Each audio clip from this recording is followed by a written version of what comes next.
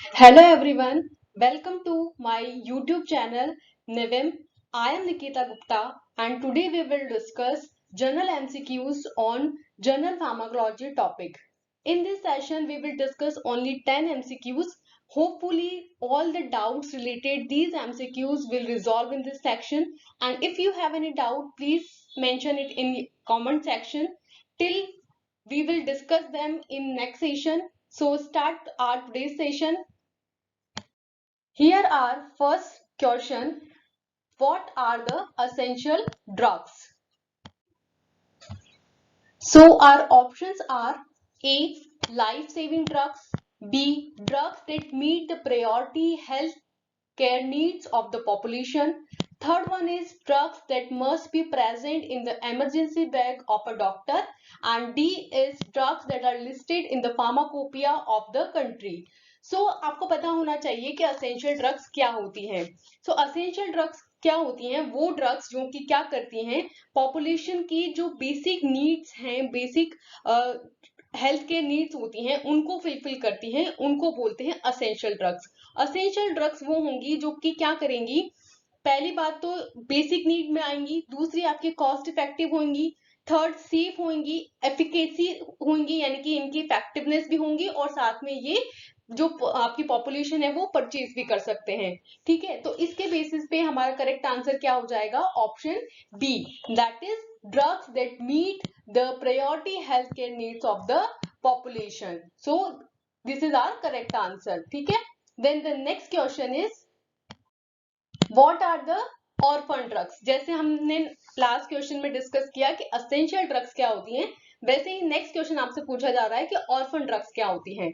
सो आपके ऑप्शंस हैं A, a very cheap drug. B, a drug which has no therapeutic use. C, a drug needed for treatment or prevention of a rare disease. Or D, a drug which acts on orphan end receptors. So basically orphan drugs होती क्या हैं? ऐसी drugs जो कि rare disease के treatment के लिए use होती हैं उनको बोलते हैं ऑर्फन ड्रग्स. यानी कि वो डिजीज जो बहुत कम अमाउंट में होती है, इनकी जो मार्केटिंग होती है वो इतनी ज्यादा करने की जरूरत नहीं होती, क्योंकि बेसिकली इतना मार्केट में ये डिजीज है ही नहीं, तो इसके ट्रीटमेंट के लिए इनकी सेलिंग कम होती है. ठीक है, तो इनसे आपको मोस्टली बेनिफिट्स जो है वो इतने ज्यादा नहीं होते हैं. सो ऑर्फन ड्रग्स को हम क्या बोलेंगे? वो ड्रग्स जिनकी जो रिक्वायरमेंट्स हैं वो कम है, या हम कहेंगे कि जो कि रेयर डिजीज के ट्रीटमेंट के लिए या उनके प्रिवेंशन के लिए यूज होती हैं. सो इसके अकॉर्डिंग हमारा करेक्ट आंसर क्या हो जाएगा? C, that is a drug needed for treatment और prevention of a rare disease. Okay, then the next question is a drug administered through the following route is most likely to subjected to first part metabolism. कौन सा ऐसा path है जिसके through जब drug जो है आपकी बॉडी में जाएगी तो वो डेफिनेटली फर्स्ट पास मेटाबॉलिज्म से होके गुजरेगी. ऑप्शंस हैं A, oral. B, sublingual. C, subcutaneous. और D, rectal. So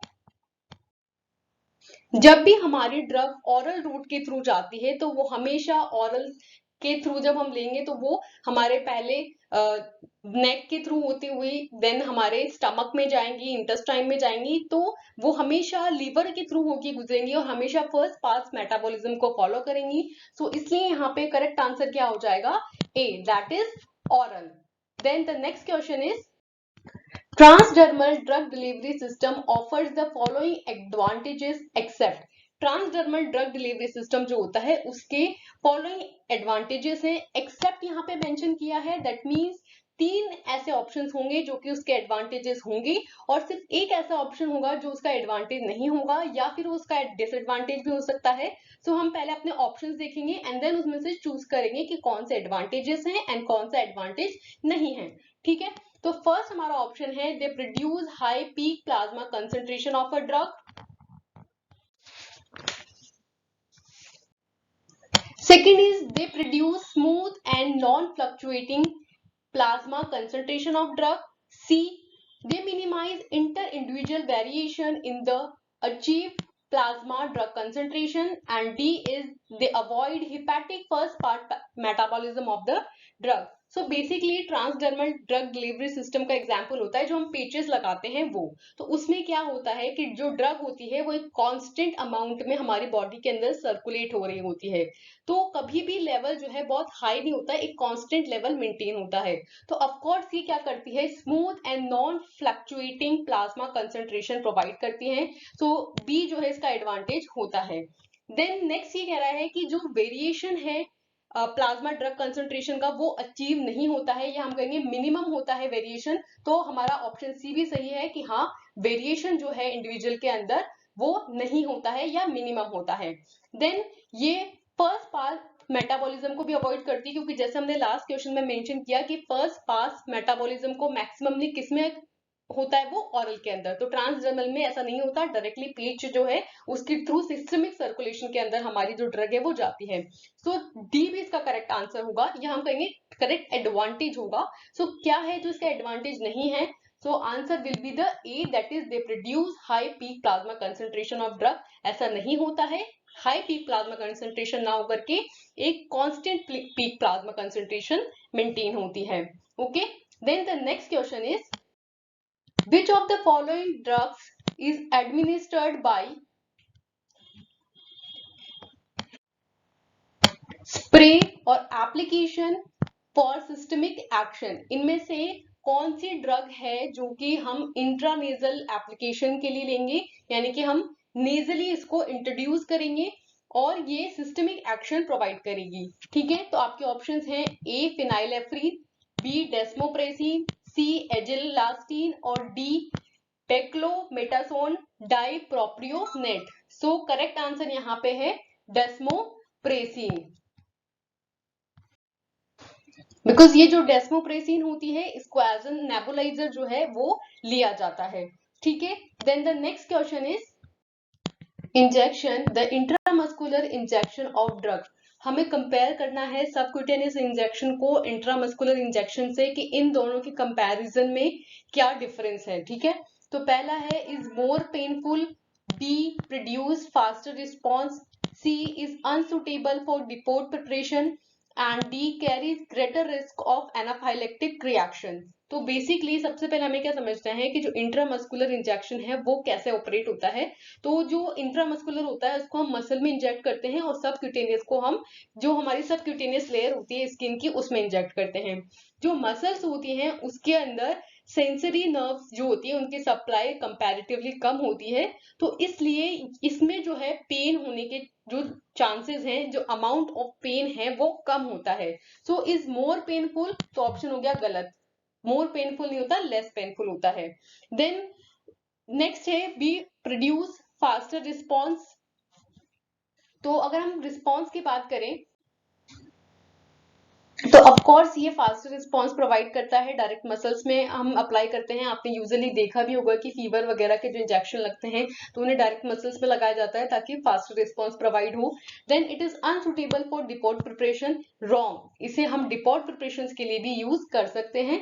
and then ही carries greater risk of anaphylactic reaction, तो हाँ इसमें जो है एनाफाइलेक्टिक रिएक्शंस होने के चांसेस कम होती है। पहले तो आपको ये समझना है कि एनाफाइलेक्टिक रिएक्शंस क्या होती है। जो हमारी एलर्जिक रिएक्शंस होती है उनको हम एनाफाइलेक्टिक रिएक्शंस बोलते हैं।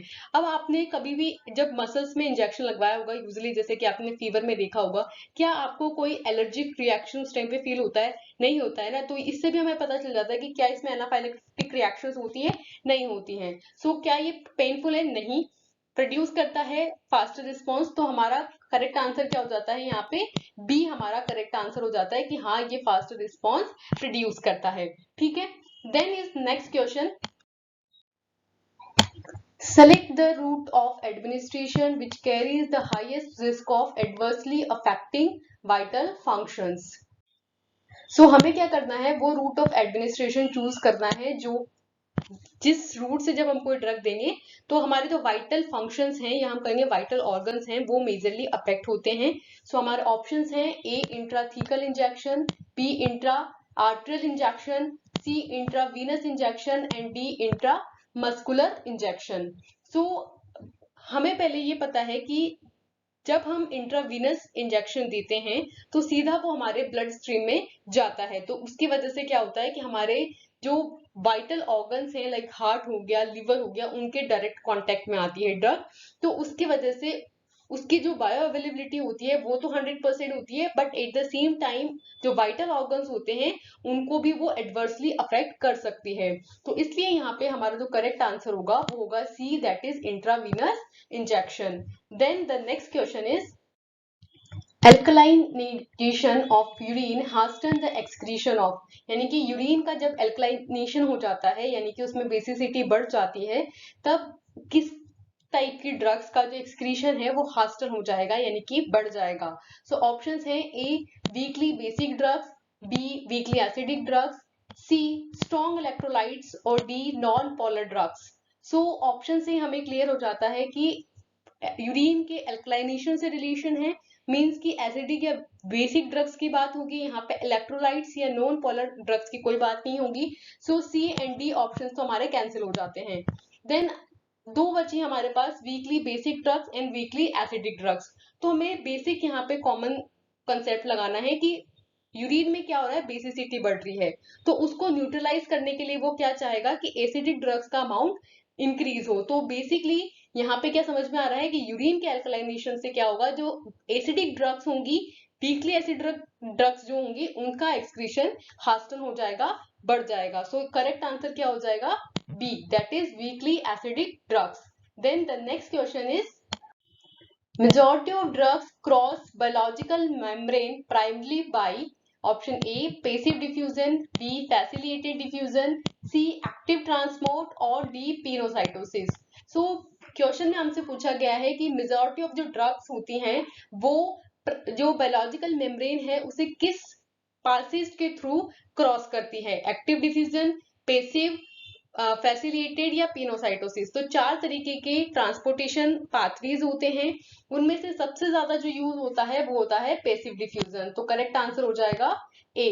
ठीक है, then the next question and the last question is diffusion of drugs across the cell membrane. जो ड्रग्स का डिफ्यूजन है सेल मेम्ब्रेन के थ्रू, वो किस थीसिस पे बेसिस है। सो ऑप्शंस है A is independent upon metabolic activity of the cell, cell की जो मेटाबॉलिक एक्टिविटीज होती हैं उससे इंडिपेंडेंट होता है। B is comparatively inhibited by chemical related drugs, जो केमिकल रिलेटेड ड्रग्स होती हैं या हम कहेंगे केमिकल ड्रग्स होंगी, उनके थ्रू कॉम्पिटिटिवली इनहिबिट होता है। Third is affected by extent of ionization of drug molecules, drug molecules के ionization का जो extent है, कितना वो ionize हो रही है, इस पे based होता है drugs का diffusion। और last है आपका exhibit saturation kinetics, कि saturation kinetics को follow करता है। so correct answer is C। Basically कोई भी ड्रग जो है वो जब किसी सेल मेम्ब्रेन से क्रॉस हो रही है, जैसे कि हमने लास्ट क्वेश्चन में बोला कि सबसे ज्यादा पेसिव डिफ्यूजन के थ्रू कोई भी ड्रग जो है वो ट्रांसपोर्ट होगी। तो हमारी जैसे स्किन हो गई, तो इसमें हम कोई ड्रग को अप्लाई कर रहे हैं, तो सबसे पहले जब वो जाएगी सेल मेम्ब्रेन के थ्रू, तो कितनी वो लाइपोफिलिक है और कितनी हाइड्रोफिलिक है इस पे बेस्ड होता है। तो जितनी ज्यादा लाइपोफिलिक होती है ड्रग, उससे उतनी ज्यादा वो क्या होती है, डिफ्यूज इजीली होती है। ठीक है, तो कितनी लाइपोफिलिक है, यानी कि हम बोलेंगे जितनी ज्यादा लाइपोफिलिक होगी उतनी कम आयनाइज होगी, हाइड्रोफिलिक ड्रग्स मोर आयनाइज होती है। तो जितनी ज्यादा आयनाइजेशन होगा ड्रग्स का उतना कम डिफ्यूजन होगा। तो डिफ्यूजन जो है सेल मेम्ब्रेन के थ्रू सबसे ज्यादा किससे अफेक्ट होता है, ड्रग के आयनाइजेशन से अफेक्ट होता है। ठीक है, तो इसी के साथ इस सेशन के अंदर हमने सिर्फ 10 एमसीक्यूज जनरल फार्माकोलॉजी के डिस्कस किए हैं। नेक्स्ट वीडियो के अंदर भी हम सेम जनरल फार्माकोलॉजी से ही और क्वेश्चंस जो है वो लेंगे। So till now thank you, and please अगर आपको कोई डाउट है तो प्लीज कमेंट सेक्शन में मेंशन कीजिए, I will try my best to solve it. So thank you and मिलते हैं नेक्स्ट वीडियो में। Bye bye.